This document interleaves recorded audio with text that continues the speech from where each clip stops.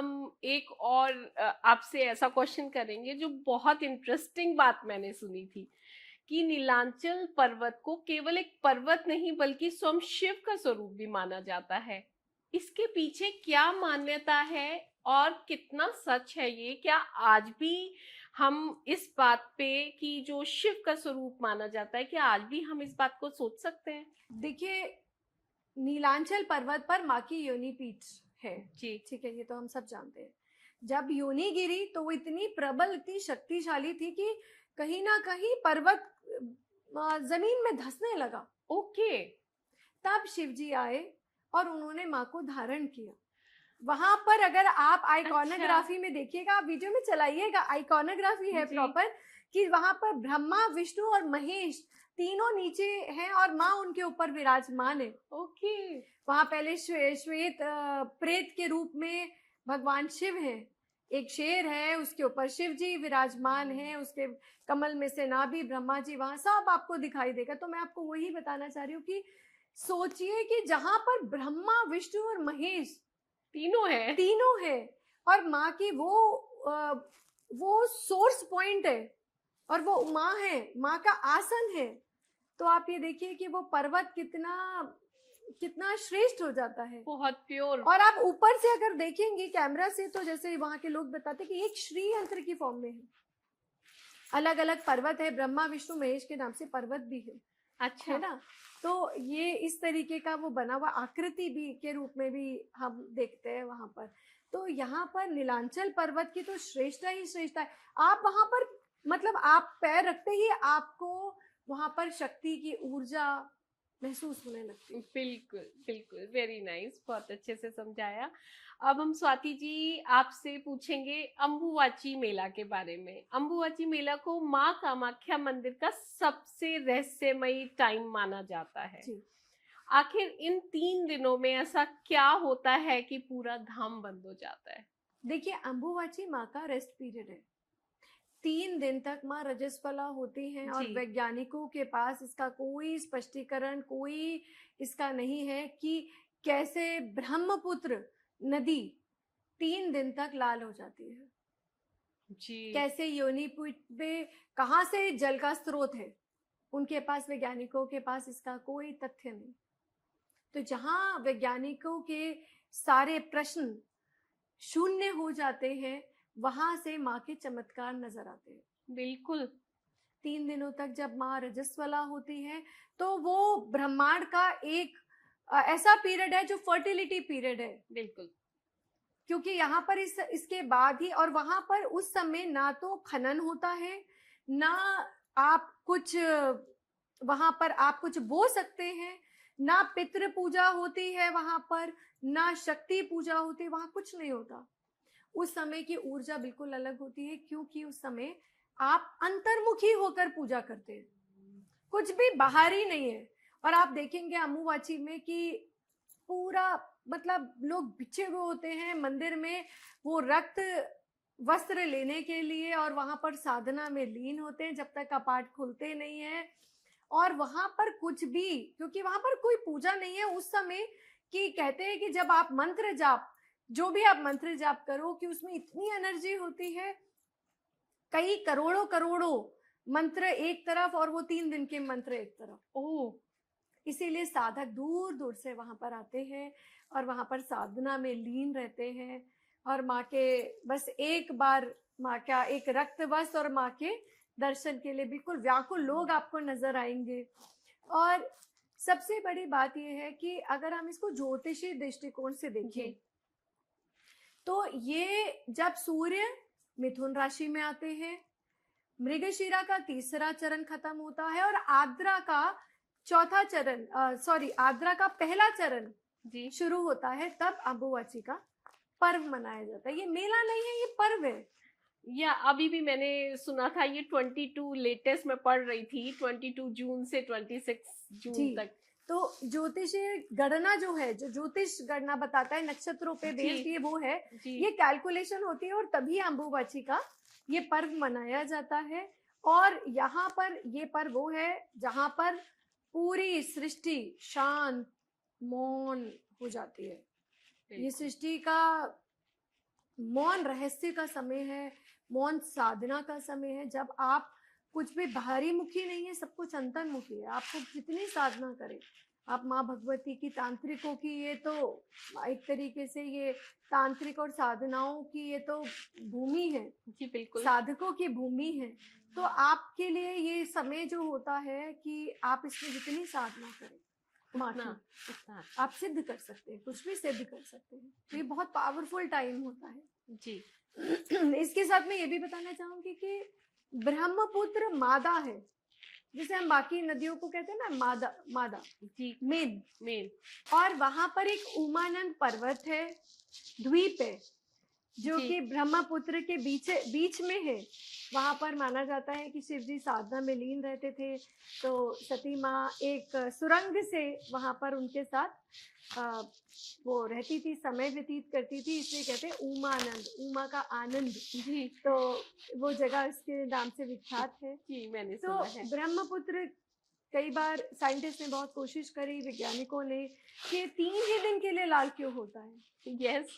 कभी कभी उन्होंने ये भी तथ्य दिया कि आयरन ऑक्साइड की वजह से, पर बात तो ये है कि ये चमत्कार केवल उन्हीं 3 दिन होता है, जी और मॉनसून आते हैं अम्बुबाची से पहले, तब नहीं होता। तो ये वो समय है, देखिए ये वो भूमि है, रहस्यमय भूमि है, माँ की जागृत शक्ति है, ये अनुभव है कि इसको आप वैज्ञानिक नहीं समझ सकते, नहीं समझ सकते। कई चीजें लॉजिक से परे है, ज्ञान और विज्ञान। समझिएगा कि ज्ञान ऊपर है और विज्ञान नीचे है। हमारे अभी हम विज्ञान की स्टेज में हैं, विज्ञान जहाँ लॉजिक आता है, ज्ञान तक जब पहुंचेंगे तब हमें इनके अर्थ भी क्लियर हो जाएंगे। जी तो अब हम आपसे पूछेंगे, इसी समय में बहुत सुनने को मिलता है कि ब्रह्मपुत्र नदी जो आपने अभी बताया लाल हो जाती है, और इसके पीछे स्पिरिचुअल मान्यता क्या है और इसे किस दृष्टि से देखा जाता है? अभी आपने वैसे एक्सप्लेन किया। देखिए, अम्बुबाची में क्या होता है, जब भी कपाट माँ के बंद होते हैं और जी। माँ रजस्वला होती हैं, जी। जिसे कहते हैं मेंस्ट्रुएटिंग मदर, गॉडेस, यस। ठीक है, तो वहां पर एक सफेद रंग के वस्त्र से माँ को ढक दिया जाता है। उस समय वहां कोई पूजा नहीं होती और कपाट बंद कर दिए जाते हैं। जी और जब अम्बुबाची के बाद वो खोलते हैं तो वहां पर वस्त्र, ये हम सब जानते हैं कि लाल हो जाता है। ये जी। कैसे हो जाता है, किसी के पास इसका कोई वो नहीं, ये तो माँ का, भगवती का चमत्कार है। जी तो अम्बुबाची के समय ही दौरान जब माँ रजस्वला होती हैं, महामारी में होती हैं, तभी ब्रह्मपुत्र नदी लाल होती है। तो यही कारण है कि ये एक कॉस्मिक एनर्जी को दिखाता है। आप इसको कुछ सोच नहीं सकते, आप प्रश्न कितने भी करते रहिए, कोई आप आंसर इसका है नहीं, वहां क्योंकि पर ये ये अनुभव फीलिंग है, से आपको, कनेक्टेड है। आपके सामने साक्षात चमत्कार है माँ का। बिल्कुल बिल्कुल। आप वहां पर आप कितने सवाल लेकर जाइए, आपको समझ में आ जाएगा कि आप जी विज्ञान से ये चीजें बहुत परे हैं। जी बिल्कुल बिल्कुल। आई तो एग्री। ये माँ की बिल्कुल साक्षात चमत्कार की भूमि है, और यही ब्रह्मपुत्र का रहस्य है कि वो क्यों लाल हो जाती है। जी इसे तो लोग अभी भी खोज रहे हैं। जी, क्योंकि वो जो विज्ञान के जो साइंटिस्ट हैं वो अपने हिसाब से उन्हें चाहिए, वो ढूंढ रहे हैं, लेकिन आज तक तो कुछ नहीं मिल पाया ना। देखिए, साइंटिस्ट को तो ये भी नहीं ढूंढ पाए, जब वो प्लास्टिक सर्जरी करते हैं तो वो ये भी नहीं परख पाए जिस तरीके से भैंसे का सर लगा दिया था, या गणेश जी में आप देखिए ना, Yes. हाथी का सर लगा दिया था। बिल्कुल अभी हमारी साइंस तो हमसे, हमारी एडवांस नहीं है ना, बिल्कुल ऋषि बिल्कुल। मुनियों की और उस ज्ञान से तो हम अभी वहां तक पहुंचे ही नहीं। आज हम पूजा करते हैं, माँ की पूजा करते हैं, या कृष्ण भगवान जी की पूजा करते हैं। जैसे आपने कहा, काली ही कृष्ण है, कृष्ण ही काली है। तो जो पूजा करते हैं ये हम कर रहे हैं, ये हमारा मन जानता है, हमारी सोल जानती है, कि हमें पता है कि ये ट्रुथ है, या हमें जो फीलिंग्स होती हैं वो पूजा करके, भक्ति करके, तो वो अगर विज्ञान की तरफ से जाना चाहे तो वो नहीं जान सकते। देखिए, ये ना सरेंडर है। जी भगवान आपको अपने कोई तथ्य देते तो आपको दिखते भी नहीं है, बात तो ये भी है ना। बिल्कुल। भगवान को अब वो कोई आकाशवाणी तो आपके लिए करने लेंगे बिल्कुल। नहीं। पर मैंने एक बात देखी है कि आपको, आप जैसे परिपक्व होते हो, आप किसी चीज के लिए प्रिपेयर होते हो, आप ग्रेजुअली प्रिपेयर होते हो, उसके लिए बहुत साधना, बहुत मंत्र, यम नियम, आसन, कितने कितने प्रत्याहार और कितना एक स्टेजेस है बिल्कुल जब आपको भगवान की थोड़ी सी अनुभूति होती है। बिल्कुल बिल्कुल हम सोचते हैं हम मंदिर गए और हमने तो ये चढ़ाया और हमारा तो कुछ हुआ नहीं और हम क्या में ऐसे मान लें। तो ये तो हमारी अल्प बुद्धि की बात है। जी माँ तो चमत्कार पे चमत्कार हर दिन वहां दिखाती है, अनुभव ही अनुभव है। मैं आपको कह रही हूँ वो पूरा प्रांगण भी, जहाँ पर एक उर्वशी कुंड है वहां पे, सॉरी उर्वशी कुंड नहीं, सौभाग्य कुंड है वहां पर, जहाँ से उर्वशी माँ को स्नान कराती है, जहाँ पे सारे साधक चारों तरफ बैठे हुए हैं। वहां जाके बैठिए, आपको अनुभव होगा। आप जो ढूंढेंगे मैं आपको मिलेगा वहां पर। तो आप जिस दृष्टि से माँ को देखेंगे, जिस भावना से आप देखेंगे, जो मांगेंगे वो सब आपको मिलेगा। Very nice. स्वाति जी, क्यों माना जाता है कि अम्बुबाची के दौरान माँ कामाख्या देवी रजस्वला होती हैं और स्पिरिचुअलिटी में इसे इम्प्योरिटी नहीं बल्कि शक्ति के रूप में क्यों देखा जाता है? इट्स वेरी डीप, बट हम आपसे समझना चाहेंगे।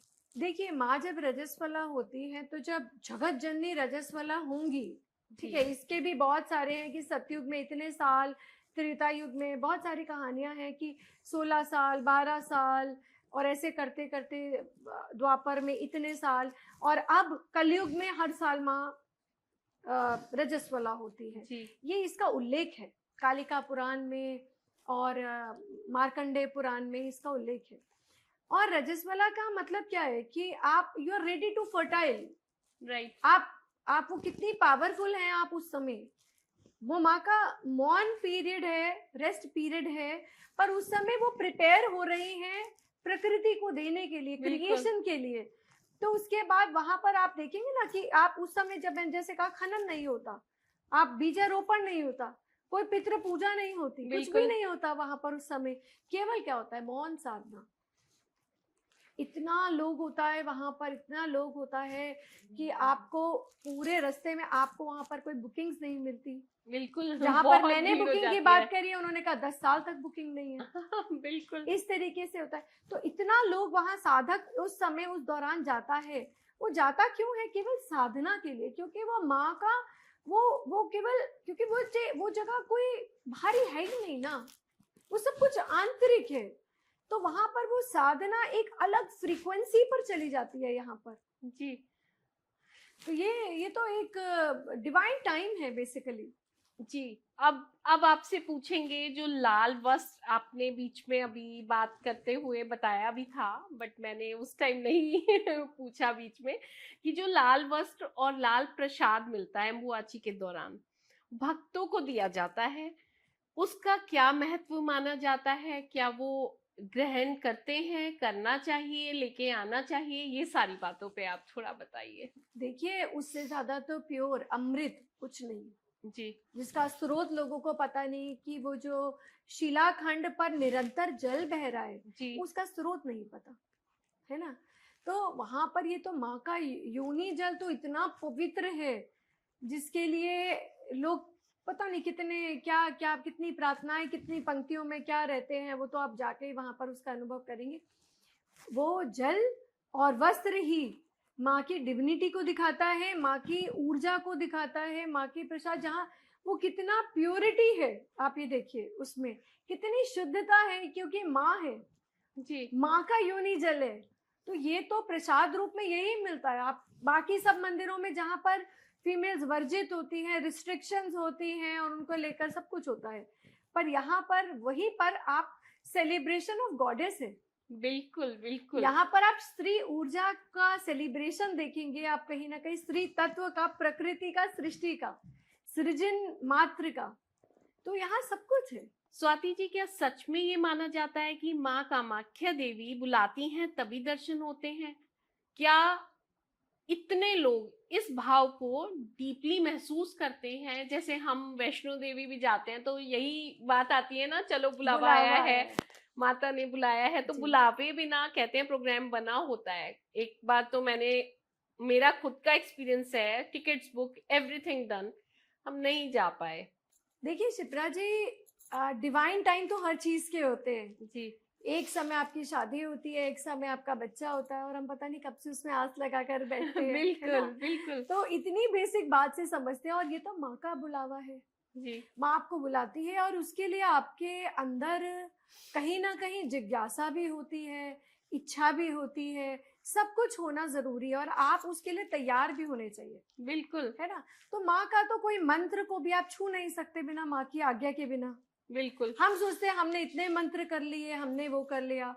तो ये तो मैंने अपने गुरु परंपरा में आप ये कहिए या मैंने अपने गुरुओं से सीखा है कि आपका हर चीज का एक डिवाइन टाइम आता है और क्योंकि हम अपने कर्मों से बंधे हुए हैं तो हमने कुछ अच्छे कर्म जरूर करे हैं कि जो हमें यात्रा में सुलभ यात्रा हो हमारी, या बिल्कुल फिर हमारी माँ का आशीर्वाद मिले, वरना अक्सर हम सोचते रह जाते हैं।